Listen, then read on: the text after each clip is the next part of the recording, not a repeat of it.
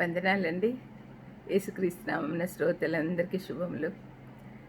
ఈరోజు మనకు దేవుడిచ్చిన సమయాన్ని బట్టి దేవునికి వందనాలు చెప్దాం. చిన్న ప్రార్థన. దయామయుడ యేసునాయన స్తోత్రం ప్రభా. ఇదిగో తండ్రి, ఈరోజు ఏ వాక్యం అయితే మేము ధ్యానించాలనుకుంటున్నామో అది మాకు సరిగ్గా అర్థమయ్యేటట్టు మీరే నా ద్వారా మాట్లాడమని యేసుక్రీస్తు నామమున వేడుకొంచున్నాను తండ్రి. ఆమేన్. ఈ రోజున నా అంశము జ్ఞానము వలన ఇల్లు కట్టబడును. జ్ఞానవంతురాలు తన ఇల్లు కట్టును అని సామెతలు 14:1 చెప్పిన ఇది కాకుండా ఇది ఇంకొక అంశం. సామెతలు 24:1-4 వరకు ఉన్న వాక్య భాగాన్ని చదువుకున్నాం. సామెతలు 24:1-4. దుర్జనులను చూసి మత్సరపడకుము, వారి సహవాసం కోరకుము. వారి హృదయం బలాత్కారం చెయ్య యోచించును, వారి పెదవులు కీడును గురించి మాట్లాడును. జ్ఞానం వల్ల ఇల్లు కట్టబడును, వివేచన వల్ల అది స్థిరపరచబడును. తెలివి చేత దాని గదులు విలువగల రమ్యమైన సర్వ సంపదలతో నింపబడును. మళ్ళీ ఒకసారి చదువుతానండి, ఎందుకంటే మనకు సరిగ్గా అర్థం కావాలంటే. అంటే ఈ సామెతల్లో ప్రతి ఒక్కటి కూడా మనకి ఇంపార్టెంటే. ఇంకొకటి మనం నోటీస్ చేయాల్సింది ఏంటంటే, సామెతల్లో తేడాలు పోలికలతో మనకు అర్థమయ్యేటట్టు చెప్తున్నాడు జ్ఞాని అయిన సొలొమోన్. ఇక్కడ దుర్జనులు మంచివాళ్ళు, జ్ఞానం గలవాళ్ళు, వీళ్ళిద్దరినీ పోలుస్తున్నాడు ఇక్కడ. దుర్జనులను చూసి మత్సరపడకము, జ్ఞానితో చెప్తున్నాడు. చెడ్డోళ్ళని చూసి నువ్వు అసూయపడద్దు, వారి సహవాసం కోరకుము. వారి హృదయము బలాత్కారం చేయ యోచించును. ఎందుకు సహవాసం కోరకూడదు అంటే, వాళ్ళు ఎప్పుడు కూడా చెడ్డ పనులు చేయాలని ఆలోచిస్తారు. వాళ్ళ పెదవులు కీడును గురించి మాట్లాడతాయి. కాబట్టి మీరు జ్ఞానం కలిగి మీ ఇల్లు కట్టుకోండి, అంటే మీ జీవితాలు కట్టుకోండి. వివేచన వల్ల అది స్థిరపరచబడును. తెలివి చేత దాని గదులు విలువగల రమ్యమైన సర్వ సంపదలతో నింపబడును. మన అంశానికి కావాల్సినది కేవలం 3-4 వచనాలే, కానీ 1-2 వచనాలలో ఉన్న చెడు చూపించకపోతే మంచి యొక్క విలువ తెలియదు. కాబట్టి తేడాలు పోలికల విధానంలో జ్ఞాని అయిన సొలొమోను మనకు నేర్పుతూ ఉన్నాడు. సామెతల గ్రంథంలో అడుగడుగున ఇలాంటివి కనపడుతూ ఉంటాయి. చెడ్డవారిని చూసి అసూయపడుట అజ్ఞానం అనిపించుకుంటుంది. వారి సహవాసం కోరుకునుట జ్ఞానులకు ఎంతమాత్రం తగదు. వారి యొద్దకు చేరిన వారిని కూడా తమ స్థాయికి కిందికి లాక్కుంటారు. అది వాళ్ళ నైజం. వారి స్థాయి ఏమిటనేది కూడా ఇక్కడ వివరించబడింది. వారి హృదయాలు ఇతరులకు కీడు చేయని విధానాలను గురించి ఆలోచిస్తూ ఉంటాయి. వారి మాటలు పొరుగు వారికి హాని చేసే విధంగా ఉంటాయి. వారు ఎప్పుడు చుట్టూ ఉన్న వారికి సమస్యలు కల్పించే వారిగా ఉంటారు. కాబట్టి వారితో స్నేహం కోరుకోకూడదు. ఇదే మాట మనము కీర్తన 1లో కూడా ఉంటుంది కదా. దుష్టుల ఆలోచన చొప్పున నడవక, పాపుల మార్గంలో నిలవక, అపహాసకులు చోట కూర్చుండొద్దండి, ఎందుకంటే వాళ్ళ ద్వారా మీరు కూడా చెడిపోతారు అని వాళ్ళ నాన్నగారు దావీదు గారు రాశారు. ఇక్కడేమో కొడుకు గారు రాస్తున్నారు. అదే మాట చెప్తూ ఉన్నాడు. అయితే జ్ఞానులు ఇందుకు విరుద్ధంగా తమ జీవితాలను దైవజ్ఞానంతో కట్టుకుంటారు. ఇల్లు అనేది ఒక వ్యక్తి జీవితంగా భావించవచ్చు. గొప్ప జీవితం కావాలంటే కేవలం జ్ఞానంతోనే కట్టుకోవాలి, కానీ దుష్టత్వంతో కాదు. చెడుతనం ఒక జీవితాన్ని నాశనం చేస్తుంది, కానీ వివేకము జీవితానికి స్థిరత్వాన్ని ఇస్తుంది. ఈ వివేకము జ్ఞానము అనేది కూడా మనము కొంచెం డీప్గా ఆలోచించాలి. దుష్టత్వము దుర్జనుల జీవితాల్లో శూన్యం మిగిలిస్తుంది, కానీ దేవుని యందు భయభక్తులు దాన్ని రమ్యమైన సర్వ సంపదలతో నింపుతుంది. ఇక్కడ జ్ఞానము, తెలివి, వివేచన అని 3 పదాలు కనపడుతున్నాయి. వాటిని గురించిన అవగాహన కలిగి ఉందాం. పౌలు కొలస్సీ 2:3లో ఏమంటున్నాడు? బుద్ధి జ్ఞానముల సర్వ సంపదలు ఆయన యందే గుప్తములై ఉన్నవి అని చెప్తూ ఉన్నాడు. జ్ఞానం కావాలంటే దేవుని యందు భయభక్తులు కలిగి ఉండాలి. బుద్ధి జ్ఞానముల సర్వ సంపదలు ఆయన యందే గుప్తములై ఉన్నవి, ఆయన యందే ఉన్నాయి ఇవన్నీ కూడా. ఇంకా పైనుండి వచ్చు జ్ఞానము మొట్టమొదట పవిత్రమైనది, తర్వాత సమాధానకరమైనది, మృదువైనది, సులభంగా లోబడినది, కనికరంతోనూ మంచి ఫలములతోనూ నిండుకొనినది, పక్షపాతమైనను వేషధారణైనను లేనిది అయి ఉన్నది అని యాకోబు 3:17లో వ్రాయబడింది. అంతేకాకుండా యాకోబు ఏమంటాడు, జ్ఞానం కొదువుగా ఉంటే మీరు దేవుణ్ణి అడగండి, ఆయన సంతోషంగా ఇస్తాడనే మాట కూడా చెప్తున్నాడు. దేవుడిచ్చిన జ్ఞానం కలిగి ఉంటే ఈ వాక్య భాగంలో ఉన్న ఇప్పుడు నేను చదివిన లక్షణాలన్నీ మనకు అలవడతాయి. జ్ఞానం కలిగి ఉంటే ఏమేమి వస్తాయని చెప్పాడు? మనకు పైనుండి వచ్చు జ్ఞానం, మన జ్ఞానం కాదు. మనం అనుకుంటాం మనం చాలా తెలివిగల వాళ్ళము అని, కానీ మన జ్ఞానం ఎందుకు పనికిరాదు.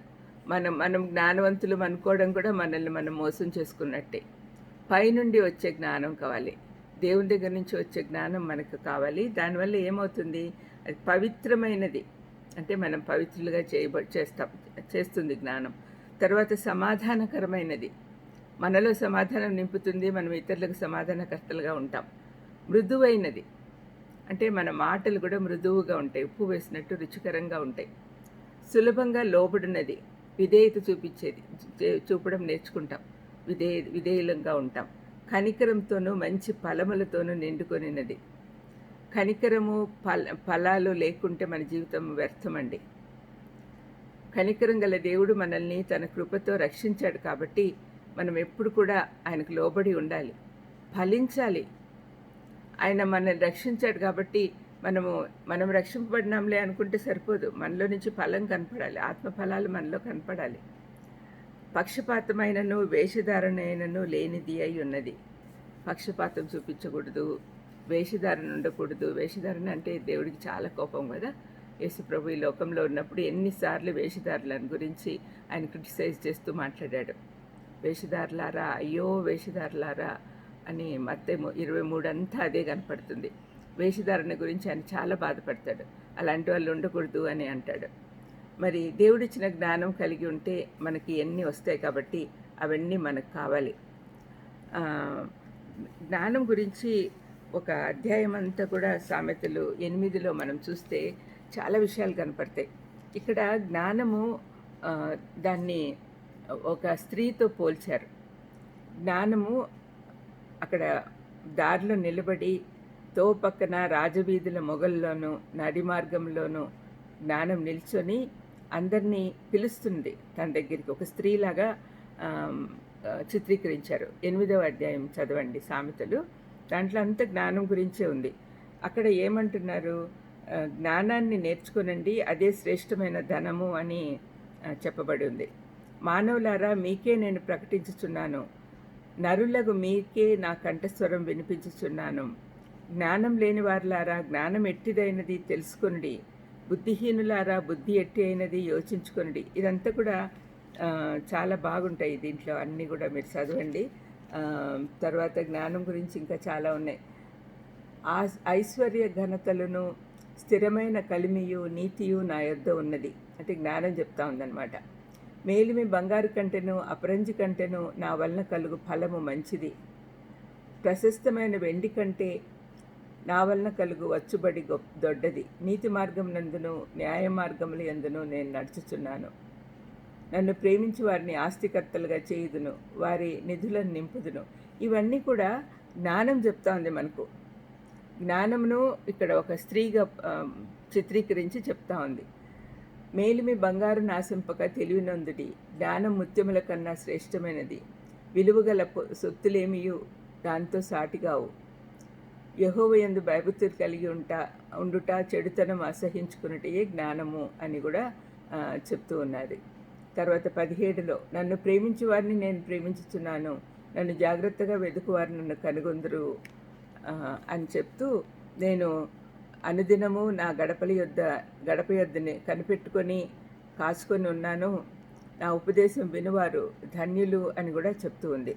ఈ విధంగా జ్ఞానానికి చాలా ఇంపార్టెన్స్ ఇచ్చాడు. యాక్చువల్గా సామెతల గ్రంథం రాయడమే దానికి మూలం, దానికి రీజనే అది, ఉద్దేశమే అది.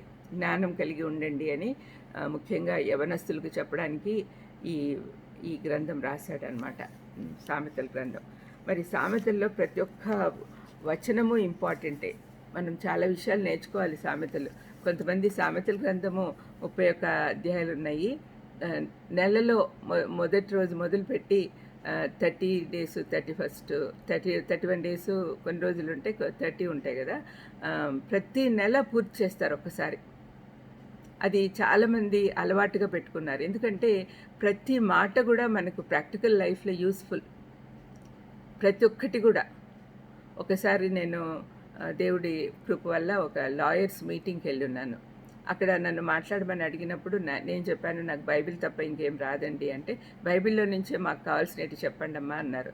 అప్పుడు నేను సామెతల గ్రంథం గురించి చెప్తూ వాళ్ళతో ఏమన్నానంటే, మీరు లాయర్స్ కాబట్టి, జడ్జిలు లాయర్స్ ఉన్నారు ఆ మీటింగ్లో, మీరు జ్ఞానం కావాలి అంటే, మీరు జ్ఞానవంతులుగా, మీరు న్యాయమూర్తులుగా ఉండాలి అంటే తప్పనిసరిగా సామెతల గ్రంథం చదవండి, మీ దగ్గర బైబిల్స్ లేకుంటే కొనుక్కోండి అని చెప్పి నేను ఇంకా కొన్ని మాటలు చెప్పి వెళ్ళిపోయాను. ఆ తర్వాత నేను వినింది ఏంటంటే, చాలామంది నెక్స్ట్ డే బుక్ షాప్కి వెళ్ళి బైబిల్ కొన్నారు అని, కేవలం సామెతల గ్రంథం చదవడానికి. సామెతల గ్రంథం జీవితాలను మార్చేస్తుందండి. చాలా విషయాలు దాంట్లో ఉన్నాయి కాబట్టి దయచేసి సామెతల గ్రంథంలో ఉండేవన్నీ నేర్చుకోండి. తర్వాత ఇప్పుడు జ్ఞానం గురించి తెలుసుకున్నాం కదా. సామెతలు 9:10లో జ్ఞానానికి, తెలివికి, వివేచనకు నిర్వచనము సొలొమోను రాజిస్తూ ఉన్నాడు. 9:10 చదువుతాను. 9వ అధ్యాయము 10వ వచనం. యెహోవా యందు భయభక్తులు కలిగి ఉండుటయే జ్ఞానమునకు మూలం, పరిశుద్ధ దేవుని గూర్చిన తెలివియే వివేచనకు ఆధారం. ఇక్కడ 3 ఉన్నాయి చూడండి. యెహోవా యందు భయభక్తులు కలిగి ఉండుట జ్ఞానానికి మూలము, పరిశుద్ధ దేవుని గూర్చిన తెలివియే వివేచనకు ఆధారము. దేవుడిచ్చిన జ్ఞానాన్ని తెలివిగా ఉపయోగించుకున్నట్టుకు వివేచన తోడ్పడుతుంది. ఈ 3 ఒకదానికొకటి సంబంధం కలిగి ఉన్నాయి. కేవలం జ్ఞానము, వివేచన ఉంటే సరిపోదు, తెలివి కూడా ఉండాలి. 1 కొరింథీ 2:15లో ఆత్మ సంబంధి అయిన వాడు అన్నిటినీ వివేచించును అని పౌలు గ్రంథస్థం చేశాడు. వయసు వచ్చిన వాళ్ళు అంటే పరిపూర్ణులు అభ్యాసం చేత మేలు కీడులను వివేచించుటకు సాధకం చేయబడిన జ్ఞానేంద్రియములు కలిగి ఉన్నారు. జ్ఞానేంద్రియములు కన్నులు, చెవులు, నోరు, ఇవన్నీ కూడా ఇంద్రియాలు కదా. మరి వీటన్నిటికీ జ్ఞానంతో నింపబడి ఉంటే మనం ఆలోచనలు, క్రియలు కూడా జ్ఞానంతోనే ఉంటాయి. జ్ఞానము, వివేచన తప్పనిసరిగా కలిగి ఉండాలి. ఈ వాక్య భాగాలన్నీ ధ్యానించిన తర్వాత పరిశుద్ధాత్ముడు నాకు వివరించిన విధానము మేము ముందుంచుతున్నాను. కొత్త నిబంధన నేపథ్యంలో జ్ఞానం ద్వారా మన జీవితము రూపాంతరం చెంది రక్షణ మార్గంలోకి తేబడుతుంది. జ్ఞానం వల్ల ఇల్లు కట్టబడును అంటే మన జీవితం అనే ఇంటికి క్రీస్తు అనే బండపై పునాది వేయబడుతుంది. ఆ తర్వాత ప్రభువుని గురించి తెలుసుకున్నట తెలివి అయి ఉన్నది కాబట్టి ఆయనను గురించిన అవగాహన అంటే వాక్య ధ్యానం ద్వారా మనకు కలుగుతుంది. లేకపోతే పౌలు వివరించినట్లు మనము పాలు తాగే స్థితిలోనే ఉండిపోయి శరీర సంబంధులుగా మిగిలిపోతాం. 1 కొరింథీ 2:14 నుంచి 3:3 వరకు ఉన్న వాక్య భాగంలో పౌలు మానవులను 3 రకాలుగా విభజించాడు. ప్రకృతి సంబంధులు, శరీర సంబంధులు, ఆత్మ సంబంధులు.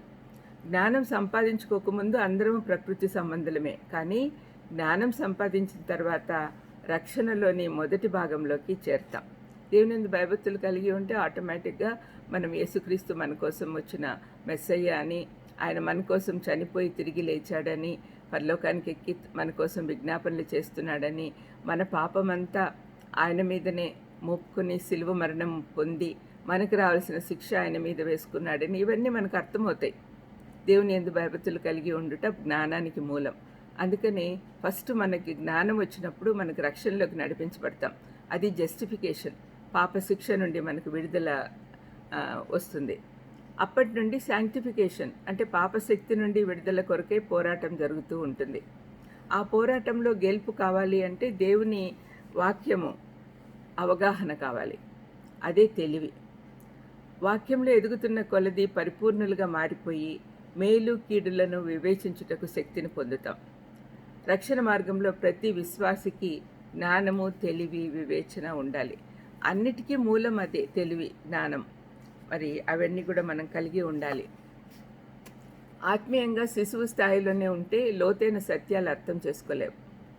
పాలు తాగే స్థితి నుండి ఘన పదార్థాలు తినే స్థాయికి పెరిగితే తెలివి వివేచనలు అలవడతాయి. దేవుని గురించిన మూల సత్యాలు ప్రత్యక్షతలపైన ఆధారపడి ఉంటే ఆత్మీయంగా ఎదగలేము, వివేచన ఉండదు. ఒక శిశువు తనకు దొరికిందంతా నోట్లో పెట్టుకుంటాడు, ఏది కనపడితే అది ముట్టుకుంటాడు. అగ్ని కూడా తను పాకుతూ ఎంతవరకు వెళ్ళగలడో అంతవరకు వెళ్తాడు. అవి తనకు మంచిదో చెడ్డదో తెలియదు. ఏది సహాయపడుతుందో ఏది హానికరమో తెలియక ప్రమాదాల్లో పడుతూ ఉంటారు పిల్లలు. అయితే పరిపూర్ణతలోకి ఎదిగిన క్రైస్తవుడు అంటే ఆత్మ సంబంధి, ఇంతకుముందు నేను చెప్పిన చిన్నపిల్లల స్థాయి అంటే శరీర సంబంధులుగా ఉండడం, పాలు తాగే వయసులో ఉండడం. కానీ మనం ఆ స్టేజ్లోనే ఉండకుండా ఆత్మ సంబంధులుగా ఎదగాలి అని పౌలు చెప్తూ ఉన్నాడు. పరిపూర్ణతలోకి ఎదిగిన క్రైస్తవుడికి వివేచించుటకు కావలసిన జ్ఞానేంద్రియములు కలిగి ఉన్నాడు. అతను తాను ఏం తింటున్నాడో, ఏం చేస్తున్నాడో, ఎక్కడికి వెళ్తున్నాడో తెలుసుకోగలడు. ఏది మంచో, ఏది చెడో, ఏది నీతి, ఏది దుర్నీతి, ఏది తప్పు, ఏది సరైంది, ఏది సత్యము, ఏది అసత్యము అని తెలుసుకోగలడు.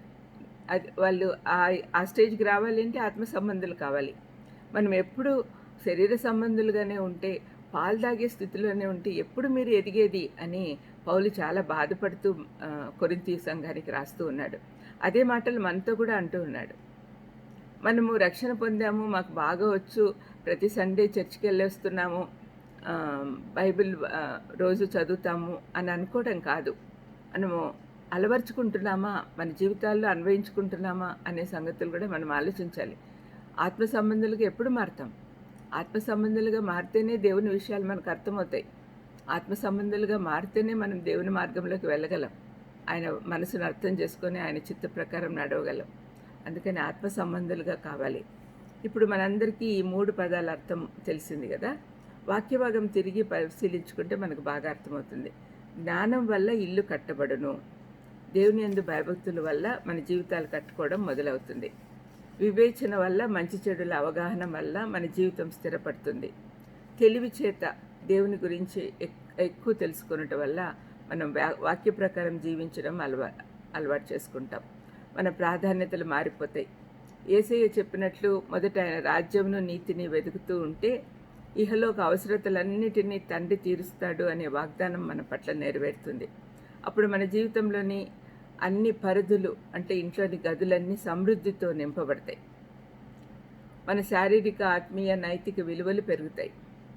పరలోక ఆశీర్వాదాలన్నీ మన పైన కుమ్మరించబడటంతో పాటు ఇహలోక ఆశీర్వాదాలతో మన గిన్నె నిండి పొర్లి పారుతుంది. ఎఫ్సీ పత్రిక 1:3లో ఆయన క్రీస్తునందు పరలోక విషయములలో ఆత్మ సంబంధమైన ప్రతి ఆశీర్వాదాన్ని మనకు అనుగ్రహించను అని రాయబడింది. పరలోక ఆశీర్వాదాలు అనేకం ఉన్నాయి. అవన్నీ కూడా మనకు దేవుడిస్తాడు. ఎప్పుడంటే మనము రక్షణలోకి నడిపించబడినప్పుడు. జ్ఞానము, తెలివి, వివేచన కలిగి నడుచుకుంటూ ఉంటే మనకు అన్ని ఆశీర్వాదాలు ఆటోమేటిక్గా వస్తాయి. అందుకే కదా యేసు ప్రభు ఖచ్చితంగా చెప్పాడు, మొదట నా రాజ్యంను నీతిని వెతకండి, అప్పుడు ఆటోమేటిక్గా అన్నీ మీకు వస్తాయి. మీకు ఏం కావాలో మీ తండ్రికి తెలుసు అన్నాడు యేసు ప్రభు. మరి అందుకనే మనం ఆయన వైపు ఎదురు చూస్తూ ఆయన వైపు చూస్తూ ఉండాలి. కొత్త నిబంధనలోని కొందరు స్త్రీలు ఈ విధంగా జ్ఞానం కలిగి తన ఇల్లు కట్టుకున్నారు. వారిని జ్ఞాపకం చేసుకునే ద్వారా మనం ఇప్పుడు నేర్చుకున్న విషయాలు ఇంకా బాగా అర్థం చేసుకొని మన జీవితాల్లో కూడా అన్వయించుకుందాం. మొదటిగా యేసుప్రభు తల్లి అయిన మరియను గురించి ఒక ఉదాహరణగా తీసుకుందాం. ఆమె దేవుని యందు భయభక్తులు కలిగి ఉన్నందున ఆమెకు అంత గొప్ప ధన్యత దొరికింది. తద్వారా వచ్చిన జ్ఞానంతో దేవదూత చెప్పిన మాటకు విధేయత చూపించి తన జీవితాన్ని కట్టుకుంది. ఆమె భయపడింది మొదట్లో మరియమ్మ, కానీ దేవదూత చెప్పిన మాటలు దేవుని యందు భయభక్తులు కలిగి ఉంది కాబట్టి తప్పనిసరిగా ఒప్పుకోవాలి అని తెలుసు ఆమెకు. అందుకని ఆమె జ్ఞానంతో నడుచుకుంది. రక్షకుని అవసరత తనకు కూడా ఉందనే మూల సత్యం తెలుసుకొని రక్షకుని కొరకు తన గర్భాన్ని అర్పించుటకు సిద్ధపడింది. ఆ తర్వాత తెలివితో రక్షకుని గురించి ఎన్నో సంగతులు తెలుసుకోవడం ద్వారా ఆత్మీయంగా ఎదిగింది. తన గర్భాన పుట్టిన దేవుని కుమారుడే తమ ప్రభువు, రక్షకుడు, మెస్సయ్య అని గుర్తించడం ద్వారా తన జీవితంలో ఆశీర్వాదాలు నింపుకుంది. తన జీవితంలో అన్ని కోణాలలో ఆశీర్వదించబడి ఇహలోకంలోనూ పరలోకంలోనూ ఆమె అందరికంటే మిన్నగా ధన్యత సంపాదించుకుంది. ఆమెను గురించి చెప్పాలంటే చాలా విషయాలు మనకు తెలుసు ఆల్రెడీ, కానీ ఆమె దేవుని యందు భయభక్తులు కలిగి ఉండడం వల్లనే ఈ విధంగా జరిగింది అని మనం అర్థం చేసుకోవాలి. ఆ కాలంలో చాలామంది కన్యక గర్భంలో యేసుప్రభు వస్తాడు అనే సంగతి వాళ్ళు లేఖనాల ద్వారా తెలుసుకొని చాలామంది పెళ్లిగాని అమ్మాయిలు ఆయన కోసం ఎదురు చూస్తూ ఉన్నారు. తమ గర్భంలో వస్తాడేమో అని పవిత్రంగా ఉండడం నేర్చుకున్నారు. వాళ్ళకి తమ గర్భాన్ని ఇచ్చేదానికి సిద్ధంగా ఉన్నారు. కానీ దేవుడి కృప వల్ల ఆహ్, ఏ అంటే మనకు ఎవరు గొప్ప వాళ్ళేదో చాలా యోగ్యత గలవాళ్ళు, లేకపోతే ధనికులు, లేకపోతే అందగత్తెలు అట్లని కాదు. దేవుని కృప వల్ల, ఆయన సార్వభౌమత్వం వల్ల ఆయన ఎంచుకున్న వాళ్ళని ఆయన ఉపయోగించుకుంటాడు. మరియమ్మని ఆయన ఎంచుకున్నాడు. ఆమెకు దేవుని యందు భయభక్తులున్నాయి. అందుకనే ఆమెను ఎంచుకున్నాడు. మరి మిగతా వాళ్ళకి లేవని కాదు గానీ ఆయన దృష్టిలో ఆమె కృప పొందింది. మరి ఆ విధంగా ఆమెను దేవుడు అద్భుతంగా ఆశీర్వదించాడు. ఆమె జీవితం స్థిరపడడానికి ఆమె జ్ఞానము, తెలివి, వివేచన 3 వాడుకుంది అనే విషయము మనకు అర్థం కావాలి. తర్వాత అపోస్తుల కార్యంలోని అకుల, ప్రిస్కిల్ల మనకందరికీ తెలుసు. వాళ్ళిద్దరు కూడా పౌలుతో పాటు సహచారులుగా ఉన్నారు వాళ్ళు. ఆయన ఎఫెసు పట్టణానికి వెళ్ళినప్పుడు ఆయనతో పాటు ఉన్నారు. వాళ్ళు యూదా మతం నుండి యేసుప్రభు మార్గంలోకి రావడము జ్ఞానంతో కూడిన పని. వాళ్ళు ముందు యూదా మతంలో ఉన్నారు, కానీ యేసుప్రభుని నమ్ముకున్నారు. అది జ్ఞానంతో కూడిన పని. యూదా మతంలో కూడా యెహోవా దేవుణ్ణి నమ్ముకుంటారు, కానీ రక్షణ లేదు వాళ్ళకి. వాళ్ళు ధర్మశాస్త్రం ప్రకారం నడుచుకుంటారు. కానీ ఎప్పుడైతే క్రీస్తు మార్గంలోకి వస్తారో అప్పుడు వాళ్ళు క్రీస్తు గొడుగు కిందికి వచ్చేస్తారు. కాబట్టి ధర్మశాస్త్రంతో పని లేదు, కానీ యేసుప్రభు రక్తం ద్వారా మనకు విమోచన అనే సంగతి అర్థమవుతుంది. మరి వాళ్ళకి అది అర్థమయ్యి వాళ్ళు జ్ఞానంతో కూడిన పని చేశారు. ఆ తర్వాత పౌలుతో కలిసి 18 నెలలు పనిచేసిన టైంలో ప్రభువుని గురించి అనేక సత్యాలు నేర్చుకొని తెలివిగా ప్రవర్తించారు. పౌలుతో వాళ్ళు గుడారాలు నేసేవాళ్ళు. మరి అందరూ కలిసి వాళ్ళు గుడారాలు నేసుకుంటూ ఉన్నప్పుడు దేవుని మాటలన్నీ చెప్పాడు పౌలు. అంతకుముందే అరేబియా ప్రాంతానికి వెళ్ళి 3 సంవత్సరాలు యేసుప్రభు పాదాల దగ్గర నేర్చుకొని వచ్చాడు మారిన తర్వాత పౌలు. మరి అవన్నీ కూడా వీళ్ళకి నేర్పించాడు. ఆయన తను అపోస్తుల కార్యం 20లో చెప్తాడు, తానేమీ దాచుకోకుండా తను నేర్చుకునేటి అన్నీ అందరికీ నేర్పించాడు అని.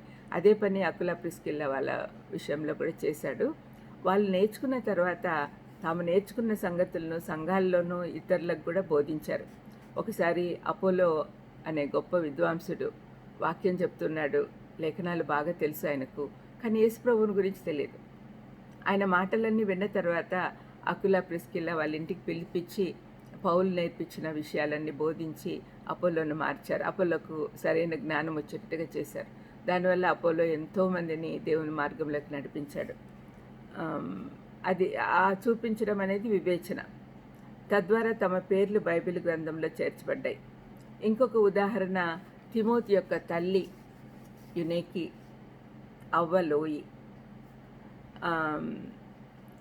ఈ తల్లి ఏమో తిమోతి తల్లి అన్యుడిని పెళ్లి చేసుకుంది. అయినా కూడా దేవుని యందు భయభక్తులతో తన జీవితాన్ని కట్టుకుంది. తల్లి సాయంతో తెలివి పెంచుకొని వివేచనతో తన కుమారుణ్ణి దేవుని మార్గంలో పెంచి ఆమె ఘనురాలైంది. తిమోతి మళ్ళీ పౌలుకు శిష్యుడిగా ఉన్నాడు. పౌలుకు సొంత కుమారుడిలాగా చూసుకున్నాడు పౌలు. అతని మార్గంలో నడుస్తూ, యేసుప్రభు మార్గంలో నడుస్తూ పౌలు నేర్పించినవి అన్నీ నేర్చుకొని తిమోతి చాలా గొప్ప పాస్టర్ అయ్యాడు. తర్వాత అందరికీ మాదిరిగా ఉన్నాడు. ఇవన్నీ వీళ్ళ జీవితాల్లో జ్ఞానము, తెలివి, వివేచన ద్వారానే జరిగినాయి. ఇవి విన్న తర్వాత మనం ఏం డిసైడ్ చేసుకోవాలి? మన జీవితాల్లో కూడా దేవుని జ్ఞానము, తెలివి, వివేచనలతో కట్టుకోవాలి అని ఆలోచించి నిర్ణయం తీసుకొని మనం ప్రార్థన చేస్తే దేవుడు తప్పనిసరిగా మనకు సహాయం చేస్తాడు. ఈ విధంగా ప్రార్థన చేసుకుందాం. దయమైడ స్తోత్రం ప్రభా, కృపమైడ మీకే వందనాలు. జ్ఞానంతో ఇల్లు కట్టుకోవాలి, తెలివితో దాన్ని అన్ని సమకూర్చుకోవాలి, వివేచన కలిగి ఉండాలి అని ఈ 3 విషయాలు మాకు నేర్పించారు తండ్రి. మీకే వందనాలు. మా జీవితాలని ఈ 3 వాటి మీద కట్టుకునేదానికి, మీ యందు భయభక్తులతో ముందుకు సాగేదానికి సహాయం చేయమని వేడుకొంచున్నాం. మేమందరం కూడా విన్న వారందరం కూడా తండ్రి ఒక నిర్ణయం తీసుకొని జ్ఞానంతో నడుచుకునేదానికి సహాయం చేయమని, మీ నా మహిమార్థం మమ్మల్ని వాడుకోమని యేసుక్రీస్తు నామమున వేడుకొంచున్నాను తండ్రి. ఆమెన్. God bless you.